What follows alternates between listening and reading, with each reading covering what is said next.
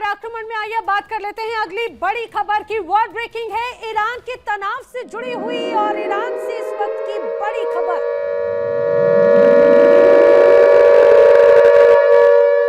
Iran से इस समय की बड़ी खबर इरफान सुल्तानी की हत्या की खबर है। इरफान को जेल में पीट कर मार डाला गया। ट्रंप की चेतावनी के बाद में दरअसल फांसी टल गई थी। फांसी तो टल गई, लेकिन समझिए किस तरह से उसकी हत्या कर दी गई है।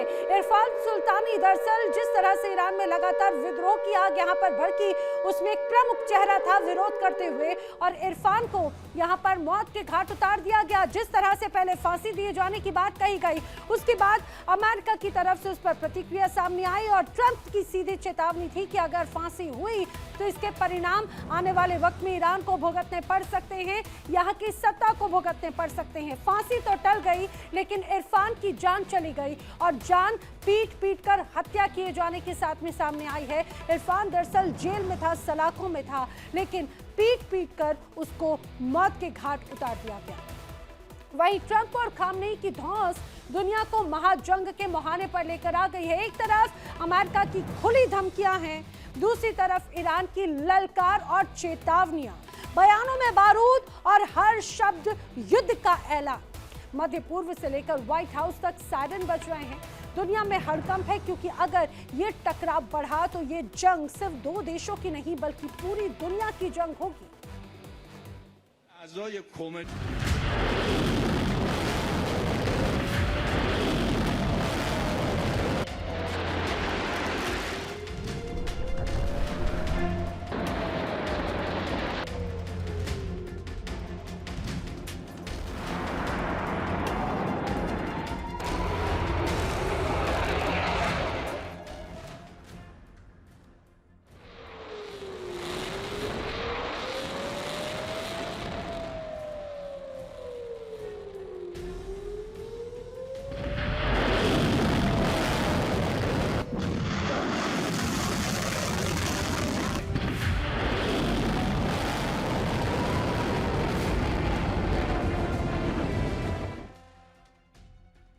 दुनिया एक बार फिर जंग के मुहाने पर खड़ी है। ईरान और अमेरिका आमने सामने है। बयानों में बारूद है, धमकियों में आग है और हर शब्द युद्ध की आहट बनकर गूंज रहा है।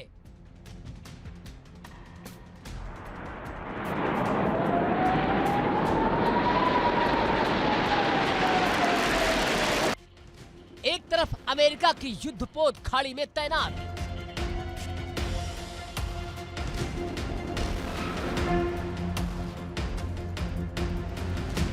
दूसरी तरफ ईरान की मिसाइलें और बढ़ती रेंज का ऐलान।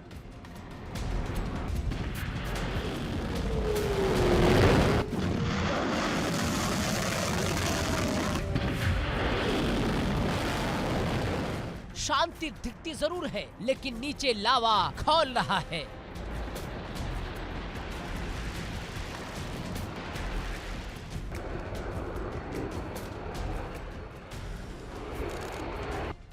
ईरान और अमेरिका के बीच तनाव कोई नया नहीं है, लेकिन इस बार हालात बेहद खतरनाक मोड़ पर है। ईरान के राष्ट्रपति मसूद पेज़ेश्कियान की चेतावनी साफ है कि अगर इस्लामी क्रांति के नेता आयतुल्लाह सैयद अली खामनेई पर हमला हुआ तो इसे सिर्फ एक हमला नहीं, ईरानी राष्ट्र के खिलाफ पूर्ण युद्ध माना जाएगा। पेज़ेश्कियान ने सीधे अमेरिका और उसके सहयोगियों पर आरोप लगाया कि अमानवीय प्रतिबंधों ने ईरानी जनता की कमर तोड़ दी है। महंगाई, बेरोजगारी और आर्थिक तबाही, इन सब का जिम्मेदार सिर्फ अमेरिका है।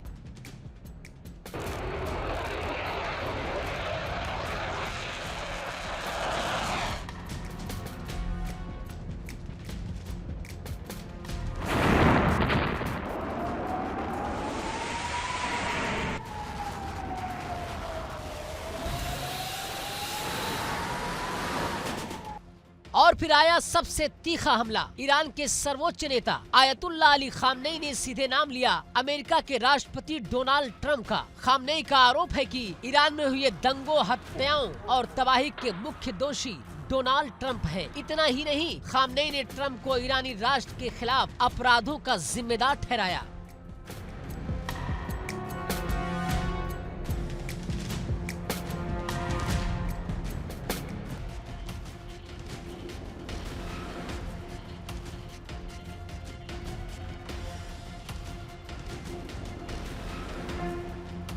अब जरा वाशिंगटन का रुख भी समझ लीजिए। डोनाल्ड ट्रंप तेहरान को बार बार चेतावनी दे चुके हैं। ट्रंप का साफ संदेश है कि अगर ईरानी सरकार प्रदर्शनकारियों पर घातक बल का इस्तेमाल करती है तो अमेरिका सैन्य कार्रवाई से पीछे नहीं हटेगा। यानी सीधी धमकी, सीधा अल्टीमेटम।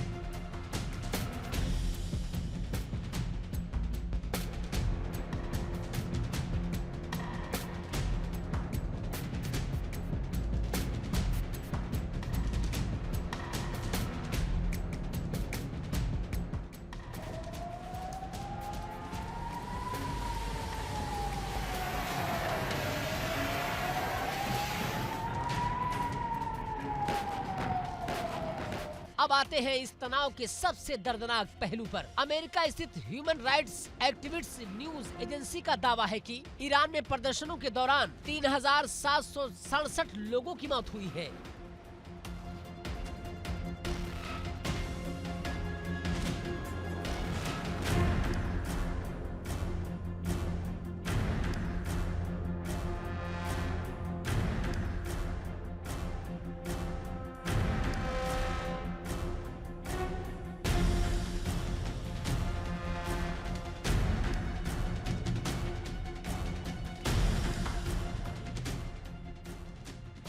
याद रखिए, ये आंकड़ा पहले 3308 बताया गया था, लेकिन अब और बढ़ गया है। संस्था का कहना है कि सरकार ने देशव्यापी प्रदर्शनों को कुचलने के लिए हिंसक कार्रवाई की है।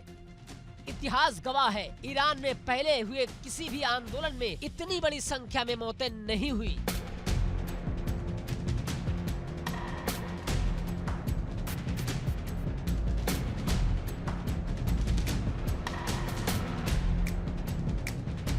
सवाल उठता है कि आखिर आग लगी कैसे? दरअसल आर्थिक हालात के खिलाफ 28 दिसंबर को ईरान में प्रदर्शन शुरू हुए। ईरानी मुद्रा डॉलर के मुकाबले रिकॉर्ड तोड़ निचले स्तर पर पहुंच गई। तेहरान के दुकानदार, बाजार व्यापारी हड़ताल पर चले गए और देखते देखते आर्थिक गुस्सा सरकारी विरोधी आंदोलन बन गया।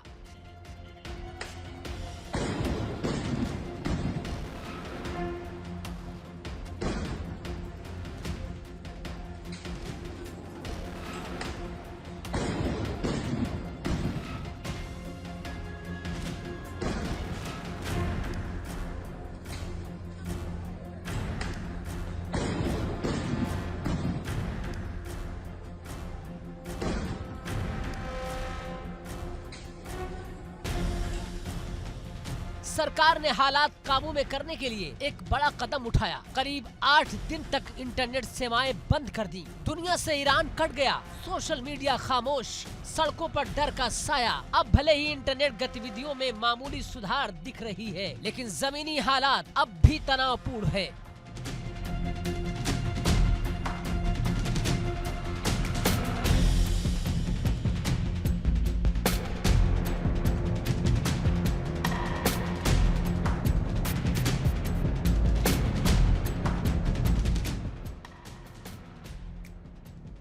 अब सबसे बड़ा सवाल, क्या ये सिर्फ बयानबाजी या वाकई जंग की तैयारी है? ईरान मिसाइलों की रेंज बढ़ा रहा है, संख्या बढ़ा रहा है और साफ संदेश दे रहा है, डरेंगे नहीं।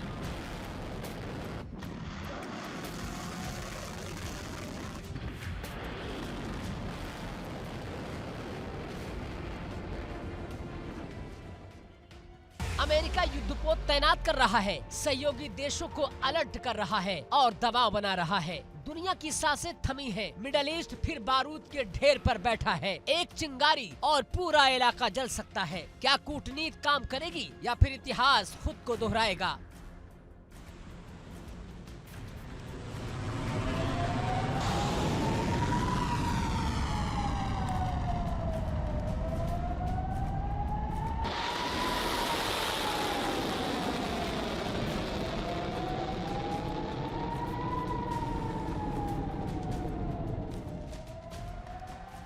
ये सिर्फ ईरान और अमेरिका की लड़ाई नहीं है, ये पूरी दुनिया की शांति का सवाल है। तेहरान में हर बयान, वाशिंगटन में हर चेतावनी आज पूरी दुनिया की धड़कनें बढ़ा रही है। एक तरफ ईरान मिसाइलों की ताकत दिखा रहा है,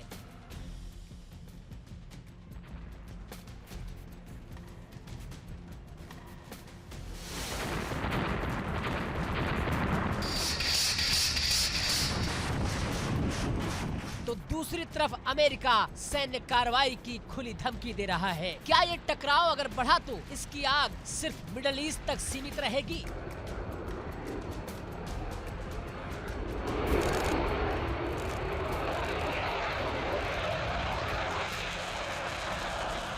तेल बाजार से लेकर वैश्विक अर्थव्यवस्था तक हर देश इसकी चपेट में आएगा। इसलिए नजरें टिकी हैं तेहरान पर भी और वाशिंगटन पर भी, क्योंकि यहाँ लिया गया हर फैसला या तो दुनिया को जंग की तरफ ले जाएगा या फिर शांति की एक नई उम्मीद जगेगी।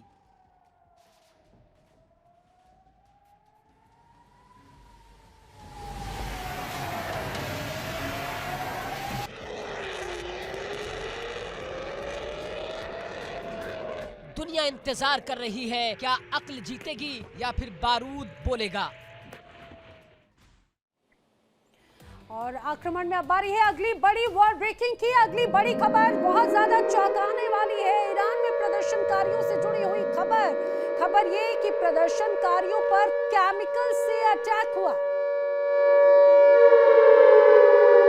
जी हाँ, ईरान में जो प्रदर्शनकारी सड़कों पर उतरे हुए थे उनमें से कई प्रदर्शनकारियों की जान चली गई और ये जान गई है केमिकल के इस्तेमाल से। दरअसल जानकारी ये है कि ईरान में केमिकल से हमले हुए इसके सबूत मिले हैं।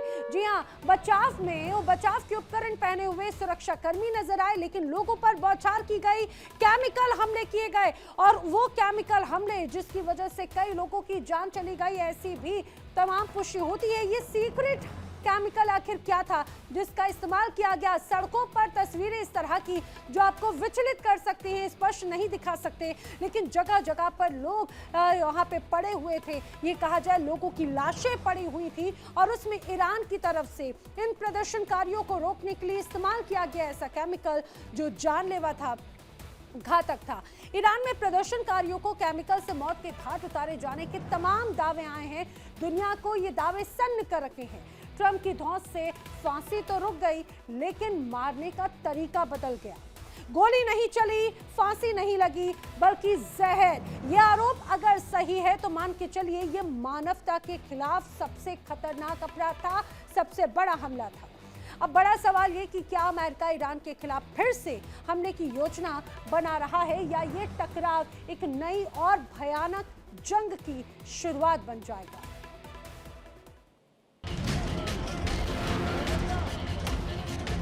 ईरान पर एक ऐसी रिपोर्ट आई है जिसने पूरी दुनिया को हिला दिया है। ब्रिटेन के सांसद, इजराइल की खुफिया एजेंसियां और पश्चिमी देशों की रिपोर्ट एक ही बात कह रही है, ईरान में नरसंहार हुआ है। लेकिन ये नरसंहार गोली से नहीं, फांसी से नहीं, बल्कि जहर से किया गया है।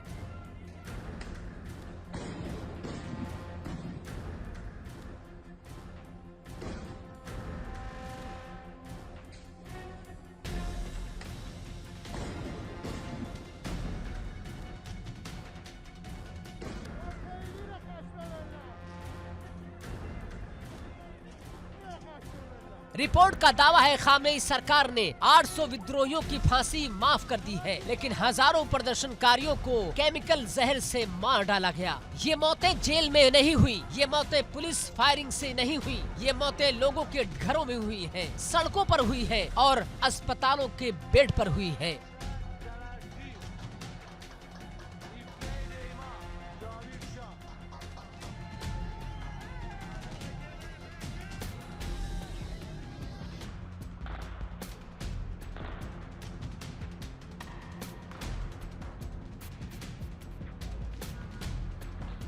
अब सबसे बड़ा सवाल, वो कौन सा सीक्रेट केमिकल था जिसने ईरान में हजारों लोगों की सांसें छीन ली?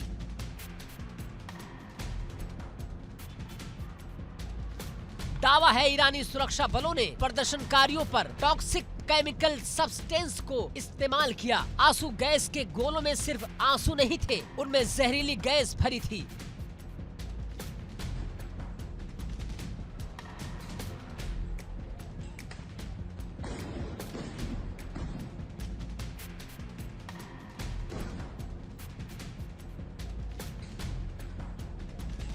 वाटर कैनन से छोड़ा गया पानी सिर्फ पानी नहीं था, उसमें जानलेवा जहर मिलाया गया था। ये जहर तुरंत नहीं मारता, यही इसकी सबसे खतरनाक खासियत है।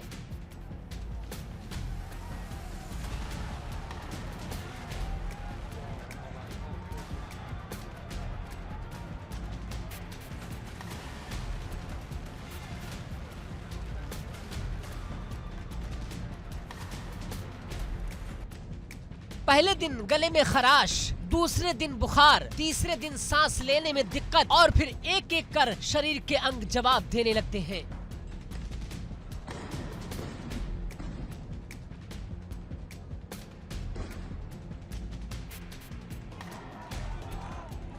ईरान में पिछले कुछ दिनों में मल्टी ऑर्गन फेलियर से मौतों का आंकड़ा अचानक क्यों बढ़ गया? ब्रिटेन, इजराइल की रिपोर्ट यही सवाल उठा रही है।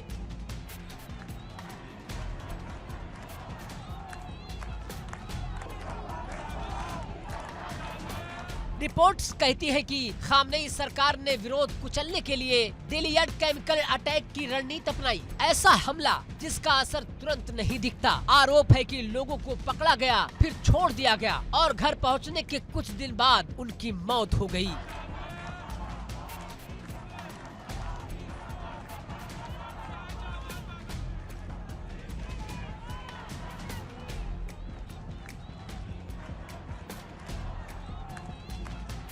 ब्रिटेन के सांसद बिल रेमन का दावा है कि उनके पास खुफिया रिपोर्ट है। केमिकल हमले के बाद ईरान में बड़ी तादाद में लोग मर रहे हैं, जेलें भर चुकी हैं, परिवारों के साथ गिरफ्तारियां हो रही हैं।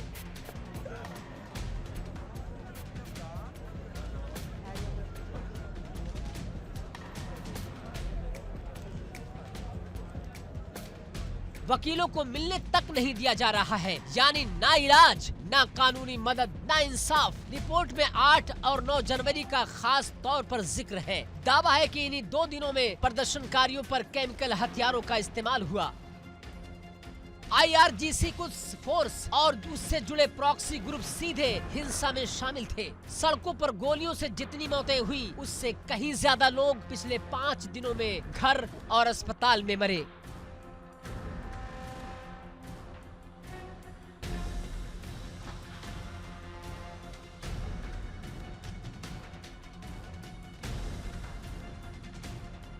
ईरान में केमिकल हमला पहले भी हो चुका है। 2022 के विरोध प्रदर्शनों में हरे रंग की गैस का इस्तेमाल हुआ था। ये एडमसाइड या हेक्साक्लोरो एथेन गैस थी, जिससे जलन, मतली और लकवा होता है, लेकिन किसी की जान नहीं जाती। मगर इस बार आरोप कहीं ज्यादा गंभीर है। कहा जा रहा है कि ऐसे केमिकल इस्तेमाल हुए हैं जो तुरंत नहीं, बाद में मारते हैं।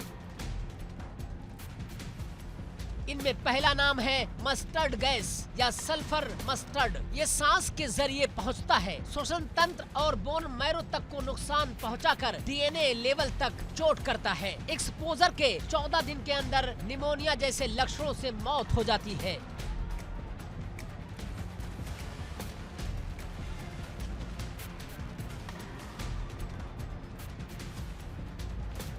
जहर का दूसरा नाम है फॉस्जीन। ये रंगहीन केमिकल है। इसे प्लास्टिक और डाई इंडस्ट्री में इस्तेमाल किया जाता है। ये सीधे फेफड़ों को निशाना बनाते हैं। एक्सपोजर के बाद मरीज को लगता है कि कुछ नहीं हुआ, लेकिन 5 दिनों के भीतर दम घुटने से मौत हो सकती है।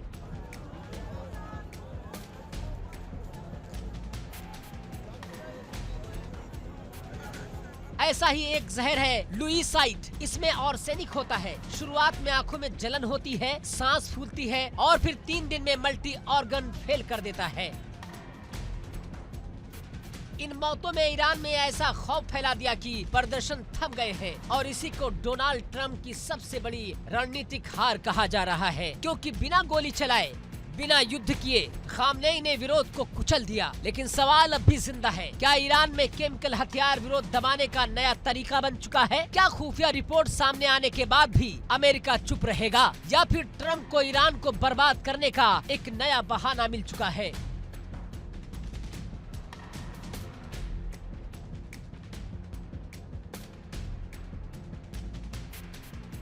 ये सिर्फ ईरान का मामला नहीं है, ये पूरी दुनिया के लिए खतरनाक मिसाल है, क्योंकि अगर आज चुप्पी रही तो कल ये जहर किसी और देश में भी बोया जा सकता है। Bureau report, India daily.